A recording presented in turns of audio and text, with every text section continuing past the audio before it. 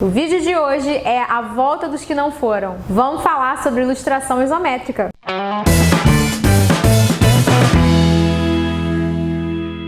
Oi gente, tudo bom? Sejam muito bem-vindos ao Vetoriza Aí, o canal onde você aprende Illustrator sem sofrer. Eu sou a Gabi Ferraz e toda semana eu tô por aqui compartilhando uma porção de dica bacana com você. Então, se você ainda não fez isso, se inscreve agora aqui no canal e ativa o sininho das notificações para você ser avisado sempre que a gente publicar um vídeo novo. Antes da gente falar do nosso tema de hoje, deixa também o seu like nesse vídeo que eu tenho certeza que você vai amar. Eu sou vidente, eu sei essas coisas. No vídeo de hoje a gente vai falar novamente sobre ilustração isométrica. Eu tenho um vídeo sobre isso muito lá do início do canal. Vou colocar o cartão aqui para você assistir logo depois que esse vídeo acabar. E a gente vai falar, na verdade, sobre ilustração aplicada à tipografia. Então o tema, na verdade, é tipografia isométrica. Eu vou te ensinar a usar as ferramentas que o Illustrator oferece para poder criar a isometria e aplicar isso em tipografia para ter um efeito super bacana para você colocar nos seus projetos. Vamos lá? Galera, então tá aqui a arte que a gente vai fazer hoje, as nossas letras isométricas, nossa tipografia isométrica. E eu vou começar escrevendo esse texto daqui.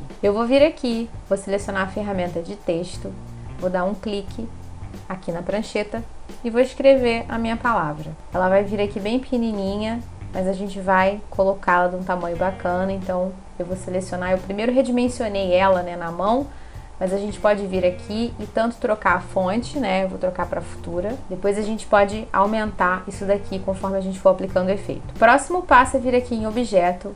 E aí a gente tem dois caminhos, porque na verdade a gente quer transformar esse texto em um objeto, né? O que a gente chama no Corel de transformar em curva. Então a gente pode fazer isso vindo aqui em objeto, expandir e dar OK. E aí ele agora é um objeto, ele não é mais um texto editável. Ou então vindo aqui em tipo, criar contornos. E para isso tem até um atalho nativo aqui, Shift Ctrl O. De um jeito ou de outro, como vocês viram, ele vai virar um objeto. No caso ele vai virar 3 objetos que eu vou desagrupar com Shift Ctrl G. E agora eu tenho 3 letrinhas separadas para poder trabalhar. E para a gente fazer aquele efeito de isometria, a gente vai aplicar exatamente isso. A gente vai aplicar um efeito pronto que o Illustrator tem aqui dentro do menu de efeitos. É esse aqui, 3D, extrusão e bisel. Vou selecionar a primeira letra, vou vir aqui em efeito, 3D, extrusão e bisel. E aí eu vou escolher os parâmetros da minha distorção, porque a gente vai aplicar uma distorção nessa letra, né?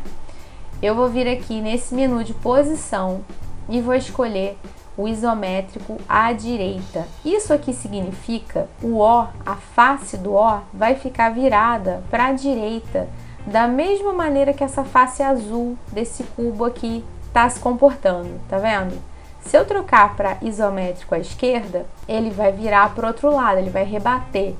Mesma coisa, isométrico acima e isométrico abaixo. Se você quiser, e eu recomendo que você faça isso, você pode ativar a visualização enquanto você vai trocando aqui, para você entender melhor o resultado que você vai ter conforme a escolha que você fizer aqui. Então, no caso, como eu falei, a gente vai fazer isométrico à direita. Aqui em superfície ele pode trazer para você um efeito de luz e sombra com, né, aqui sombreamento plástico.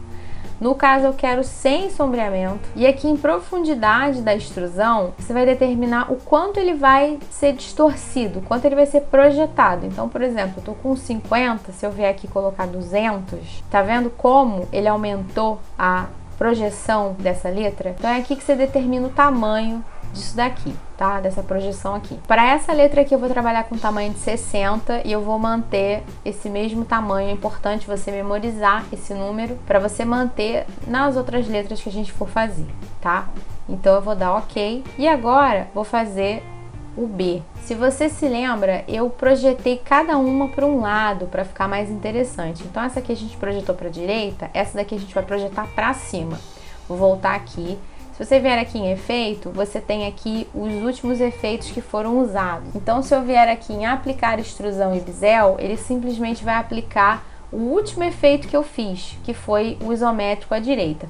Mas não é isso que eu quero. Então eu venho aqui embaixo, nesse atalho aqui, tá? Ele vai abrir a janela do último efeito que foi trabalhado, para que eu possa escolher os parâmetros. E eu vou escolher o isométrico acima. Vou dar um visualizar e pronto. É isso que eu quero. Já estou com 60 pontos aqui de profundidade. Vou dar OK. E para o A, vou repetir todo o processo, só que eu vou mandar um isométrico à esquerda, desse jeito aqui, e dá OK. Agora a gente vai duplicar isso daqui com Alt, porque é sempre legal você guardar uma versão disso aqui com efeito aplicado, e a gente vai expandir esse efeito daqui. Eu sei que vocês não estão conseguindo ver nada direito, vocês devem estar achando que eu fiquei maluca, mas fica tranquilo que isso aqui vai dar certo no fim. Como eu falei no início, isso aqui é um efeito de isometria, então isso aqui a gente não transformou de fato o objeto. Tanto é que se eu vier aqui no painel de aparência e selecionar um dos elementos, o efeito vai estar aqui, listado entre os atributos do objeto. E eu posso inclusive vir aqui e tirar a visibilidade desse efeito. Então ele não faz parte do objeto, ele é só uma espécie de fantasia que a gente colocou, tá? Uma fantasia de carnaval, por assim dizer, que a gente colocou nesse objeto. Para a gente fazer com que esse efeito faça parte desse objeto, ele se torne realmente uma letra nessa posição isométrica, a gente precisa mandar expandir a aparência. Então eu vou selecionar todo mundo que está aqui, guarda essa cópia aqui do ladinho, tá? Para você poder ter um recurso de voltar atrás se quiser. Seleciona todo mundo aqui, vem em objeto e manda expandir aparência. Nesse caso é só aqui mesmo, tá? Não tem outro lugar. E pronto, a gente acabou de transformar esse efeito num atributo real, né? Em algo estrutural que faz parte estruturalmente dessa letra aqui, de cada uma dessas letras. E agora a gente vai começar a colorir. Então o primeiro passo eu vou mudar a cor disso aqui, eu vou transformar em azul, só que para que eu possa ver melhor a estrutura de cada uma dessas letras. Vou vir aqui com a ferramenta de seleção direta e vou clicar mais ou menos aqui para poder selecionar essa face da frente e vou aplicar um amarelo. Essa parte de dentro, ela está dividida em duas. E se a gente tivesse lá atrás escolhido a opção de sombreamento para isso daqui, né? Nisso daqui estaria aplicado um gradiente e na hora que a gente expandisse, ele teria milhares de faixinhas aqui para a gente selecionar e soldar. Então não dá certo, por isso aqui tem que ser sem sombreamento. Mesmo assim, eu tenho duas metades aqui que eu vou soldar, então vou selecionar as duas, vou vir aqui no Pathfinder e vou mandar soldar. E essa parte de cima já está aqui inteirinha, não preciso fazer nada. Vou trabalhar o B agora, vou selecionar essa face de cima, vou aplicar o mesmo amarelo para eu conseguir enxergar as coisas. E aí quando eu seleciono com a ferramenta de seleção direta, eu vejo que eu tenho 1, 2, 3 partes aqui compondo essa barriga de baixo do B. Vou soldar também. E aqui dentro, essa parede interna, ela também está dividida em duas. Então você vai começando a dar uma inspecionada e procurando por essas situações e unindo as partes que pertencem ao mesmo todo. Com A a gente vai fazer a mesma coisa e aqui não tem nada para a gente soldar. Pronto. Tá na hora da gente começar a trabalhar isso daqui com gradiente. Gradientes são só uma das milhares de opções de estética que você pode aplicar aqui. Então não se sintam obrigados, fiquem livres para criar. Mas eu vou trabalhar com gradiente, então eu vou posicionar o B aqui mais ou menos na frente do O e o A atrás do B. E aí vou trabalhar os gradientes. Eu vou fazer aqui um gradiente de rosa e lilás. Então eu vou começar a puxar cores das amostras aqui para criar esse gradiente, algo mais ou menos assim. E aí com a ferramenta de gradiente,essazinha aqui, eu vou colocando na posição que eu quero, tá? Aqui dentro, teoricamente, bate menos luz, então tem que ser mais escuro que o lado de fora. Então eu vou copiar essa cor de fora só para ela poder servir de base para mim e vou escurecer todo mundo aqui. E vai trabalhando aí com a posição do gradiente e com a intensidade da cor. Isso aqui tá um pouco diferente do que eu mostrei para vocês em termos de intensidade, tá com uma cor um pouco mais escura, mas não tem problema, tá valendo aqui como exercício. Pra cá, a gente também vai colocar um gradiente, então eu também vou copiar esse gradiente daqui, só que eu vou colocar uma cor intermediária aqui mais clara, para parecer que eu tenho uma esquina aqui acontecendo, né? Então, eu vou vir aqui no gradiente, vou duplicar essa cor aqui com Alt e vou clarear esse tom de rosa, mexendo nesse seletor para poder fazer isso daqui, ó, tá vendo? Conforme eu vou mexendo aqui, vocês observem que vai mudando aqui a posição do gradiente. Para cá a mesma coisa, vamos trabalhar a posição. E para cá é interessante aqui dentro, que corresponde a essa cor aqui, eu vou trazer o janela de gradiente para cá para a gente poder ver melhor.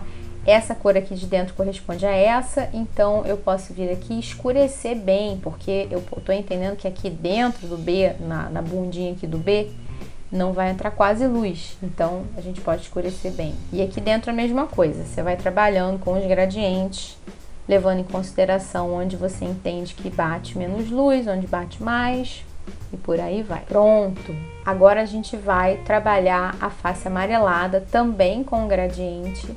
Então eu vou vir aqui, vou arrastar essa cor daqui para cá, vou clarear uma das pontas e vou tornar a outra ponta um pouco mais alaranjada. Vou escurecer ela com magenta. E aí aqui eu tenho uma letra B que teoricamente está escurecendo essa parte de baixo aqui do O.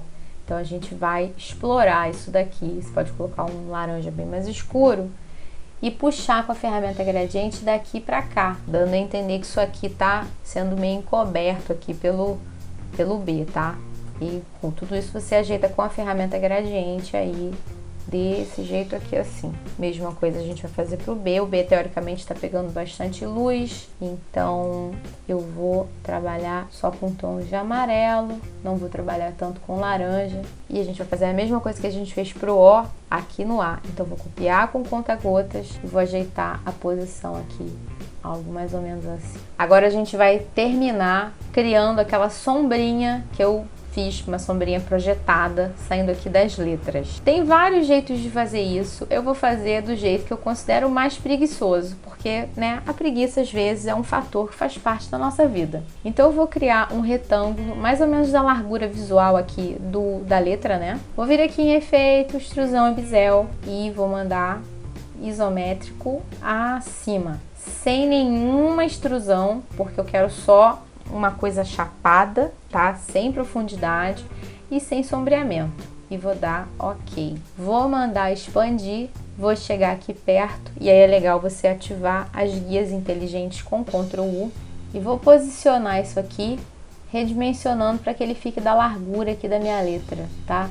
Se ficar um pouquinho diferente, contanto que não dê para perceber, tá tudo bem, porque a gente não tem um grid aqui marcando as posições, tá? Nem tudo precisa ser essa coisa, né, suíça. E aí aqui em gradiente, eu vou aplicar um gradiente nele, de preto para preto, gradiente de uma cor para a própria cor, e aí em um dos lados eu vou colocar uma opacidade de 0 ponto. Tudo isso para depois vir aqui com a ferramenta gradiente, posicionar desse jeito aqui. Por fim, a gente vai selecionar essa sombra e vai colocar aqui um modo de mesclagem multiplicar e uma opacidade bem baixinha aqui, sei lá, de 12, para ficar uma sombrinha projetada que morre aqui, transparente. E aí você pode pegar essa mesma forma, copiar para o lado, no caso eu estou copiando, arrastando com Alt, e ir ajustando a largura das demais letras.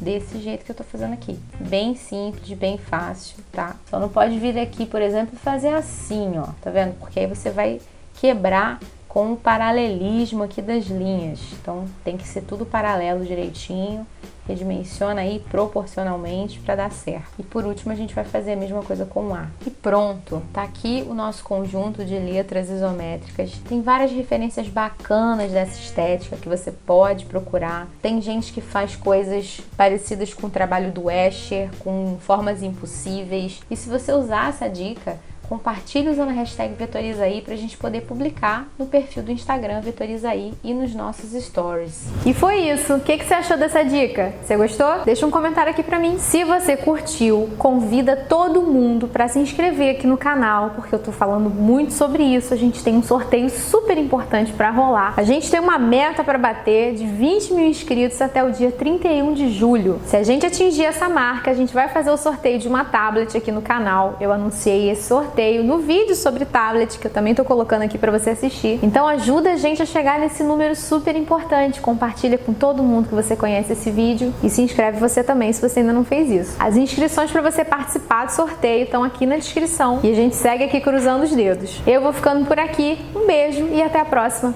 Tchau!